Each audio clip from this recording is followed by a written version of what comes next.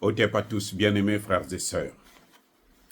Le Premier ministre, le docteur Choguel Kokala Maïga, a été destitué de son poste de président du M5. Bon, il y a des gens qui trouvent que c'est pas normal, que ceci, que cela. Moi, je pense que, moi, si je suis à la place du Premier ministre, ben, je serais au contraire content.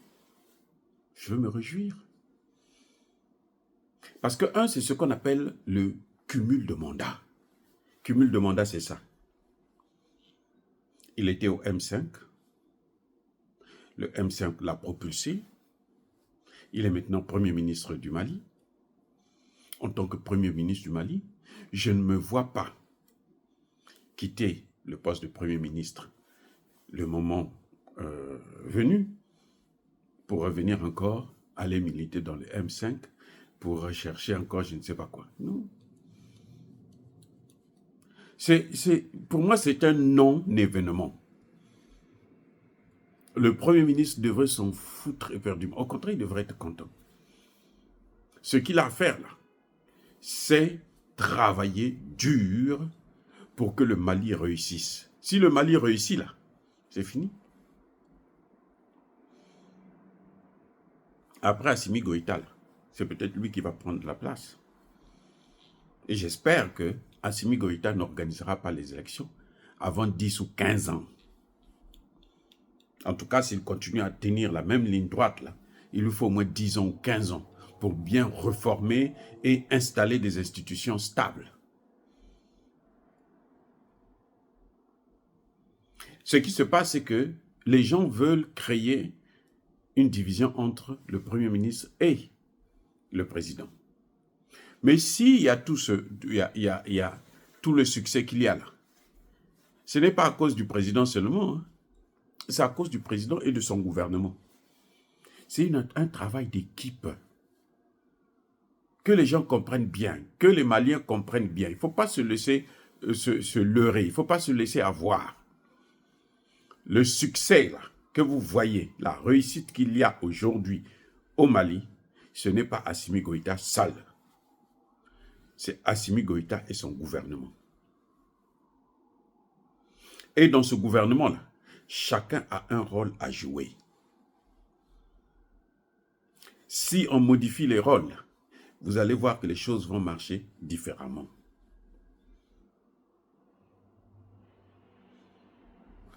Nous avons un président qui ne parle pas assez.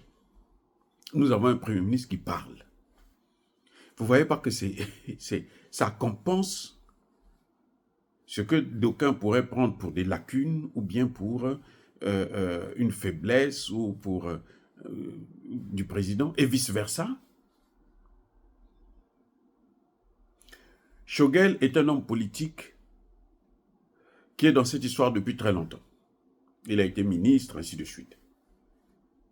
Mais Choguel se révèle maintenant. Avant, il ne s'était pas révélé à cause du leadership. Parce qu'il a un bon président. Prenez, écoutez bien. Il y a des gens qui sont bons seulement quand ils travaillent sous la tutelle d'un bon leadership. C'est le président qui donne, si vous voulez, la lumière à ses collaborateurs. Et ce sont ses collaborateurs qui l'élèvent. Donc, c'est un travail d'équipe. Chacun doit jouer sa musique, sa part. Choguel a un problème, c'est que c'est Choguel qui est allé détruire la réputation de la France aux Nations Unies. Le premier Premier ministre ou la première autorité africaine qui a mis la France à nu, c'est Choguel. Avec la célèbre phrase là, que la France nous a abandonnés en plein vol. À Paris là, Emmanuel Macron s'était affolé. À Paris, les gens se sont affolés, ils disent mais comment un Africain peut venir nous dire des choses comme ça en une phrase là? il a tout dit, il a massacré, il a écrasé, il a... Écoutez, et ça ne plaît pas à certains Maliens. C'est pour ça qu'après lui, là, vous avez vu le Premier ministre par intérim, comment il est allé parler. Vous avez vu comment le ministre burkinabé de la fonction publique, je crois, est allé parler. Comment le... Et c'est ça le problème. Et ça ne plaît pas à tout le monde. C'est pour ça que les gens cherchent maintenant par tous les voies et moyens pour le démoraliser, le décourager, afin qu'il ne puisse plus être aussi mobilisé qu'il était. Et c'est une erreur pour le Mali. C'est une erreur pour le peuple malien. Mais pour le Premier ministre, le fait de ne plus être à la tête du M5, ce serait une bonne chose, c'est une bonne chose. Il faut prendre ça positivement parce que lui, il n'appartient plus au M5, il appartient au Mali. Il ne travaille, le poste qu'il a là, en tant que Premier ministre, là, ce n'est pas le Premier ministre du M5, c'est le Premier ministre du Mali. En principe, il devait quitter le M5 depuis longtemps. Dès qu'il a été nommé là, on devrait nommer quelqu'un d'autre à la place. Je reprends. C'est-à-dire que dès que Choguel a été nommé Premier ministre, le M5 aurait dû nommer quelqu'un d'autre à la tête du mouvement. Donc, si ça arrive un peu tard, bon, tant mieux. Mais c'est arrivé, c'est une bonne chose. Pour moi, c'est une bonne chose. Le Premier ministre n'a pas à s'en faire avec ça. Même si demain, il veut être candidat à l'élection présidentielle, quand il y aura des élections d'ici 10, 15, 20 ans, en tout cas, si Assimi Goïta continue sur la même lignée, il faut on n'a pas besoin de ces histoires-là, élections et autres. Non, nous, ce que nous voulons, c'est quelqu'un qui travaille bien. Tant qu'il travaille bien, laissez-le tranquille. Vous voyez? Donc, après ça, si lui, il veut se présenter là, il n'aura même pas besoin du M5. Il aura besoin du peuple malien. C'est tout. Et ce sera en fonction du travail qu'il aura fait pendant qu'il est Premier ministre. Donc, le Premier ministre Choguel devrait être content de se libérer, de se débarrasser du M5 et de s'occuper que des Maliens, y compris donc les M5, puisque je pense que ce sont des Maliens aussi. Son problème, c'est s'occuper des Maliens, pas s'occuper du M5. Le M5, c'est un mouvement politique qui veut le pouvoir. Lui, il est déjà là, il a le pouvoir. Il n'a qu'à gérer maintenant ce pouvoir-là, au lieu de gérer ceux qui cherchent le pouvoir. Donc le M5 n'a qu'à trouver un autre leader. C'est évident, c'est normal. En politique, c'est ça, c'est normal. Un mouvement politique où la tête du mouvement a maintenant le pouvoir, il gère maintenant le pouvoir, au lieu de gérer encore le mouvement politique. Ça, c'est se rabaisser, c'est la perte de temps. Voilà. Donc, monsieur le Premier ministre, si j'ai un conseil à vous donner, c'est de vous concentrer sur votre travail en tant que Premier ministre. Parce que là, vous avez tous les Maliens. Vous avez même tout un continent qui est attaché à vous, qui ne compte que sur vous. C'est tout, faites votre travail. Tant que les Maliens sont contents de ce que vous faites, le M5, ils cherchent le pouvoir, ils veulent prendre le poste. Ce n'est pas votre problème. Voilà ce que je pense de tout ce tralala qu'il y a autour du Premier ministre qui n'est plus à la tête du M5. On parle de coup d'État et tout. C'est même pas un coup d'État.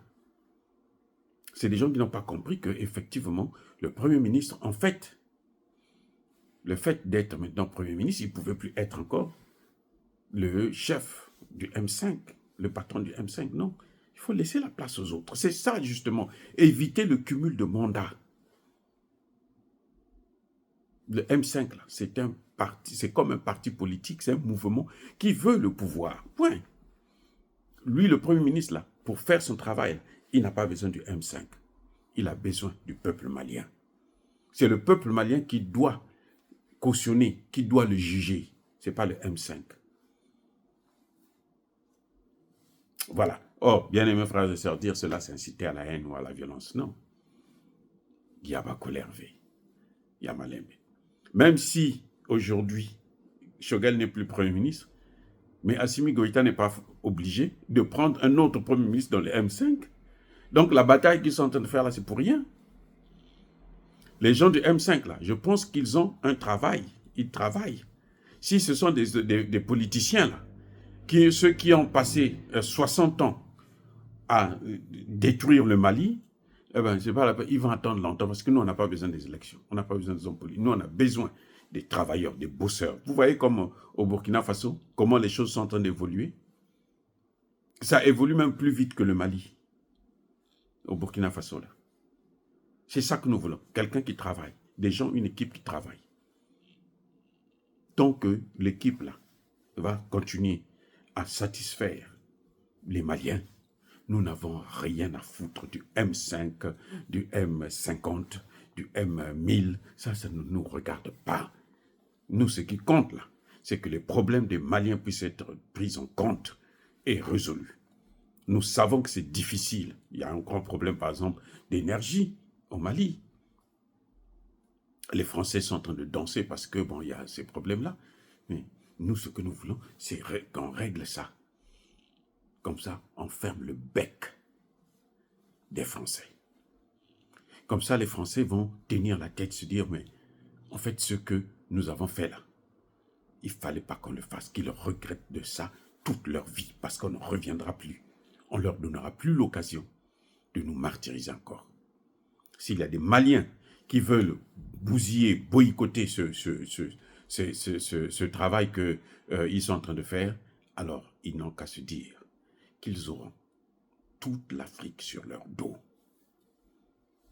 Vous voyez les opposants là, quand ils partent en Côte d'Ivoire, là, ils vont faire leur tralala. Après, là, est-ce que vous entendez encore parler d'eux? Ils parlent une fois, c'est fini, on n'entend plus parler d'eux. Parce qu'ils savent, parce que l'esprit du Mali là n'est plus avec eux. Le fait d'aller critiquer, de se mettre en opposition contre quelqu'un, une équipe qui est en train de faire son travail correctement, qui est en train de faire plaisir au peuple, lorsque vous vous mettez contre cette équipe-là, vous attirez une de ces malédictions que vous ne pouvez pas comprendre. Oui. Ce n'est plus la France. La France, là, ce n'est pas un Dieu. Ce n'est pas un paradis. C'est rien du tout. Regardez, eux-mêmes, ils ont des délestages, là, en France, là. Ils sont en train de pleurer l'uranium du Niger. Donc, ce n'est pas ce qui compte. Ce qui compte, là, c'est le bien que l'on fait au peuple malien.